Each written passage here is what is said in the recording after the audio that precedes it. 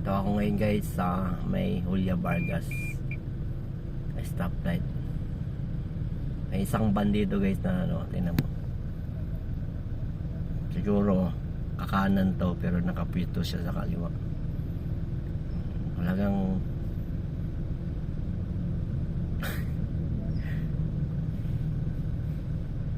so mga ganyang driver guys na maka-encounter nyo, hayaan nyo na lang, pagbigyan nyo guys kasi mahirap na. So pag naka-encounter kayo sa mga ganyan guys, ikaw na lang ang mag-adjust, maging cool lang sa daan. Pinihit talaga niya ng todo yung ano niya, yung gulong niya. Malamang to kakanan to.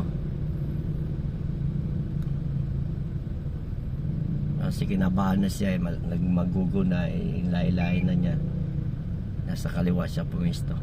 Sa gitna kasi ako guys. Yan. Yan natin. Oh, diba? Ang galing. Pwede naman siyang hanggang dun. Pumagit na eh. Wow, di pala, diretso pala siya. O, kita mo, tapos lilipat sa kaliwa.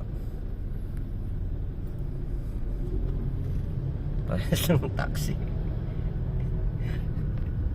Oh, di ba? Pwede naman siya ditong kumanan eh.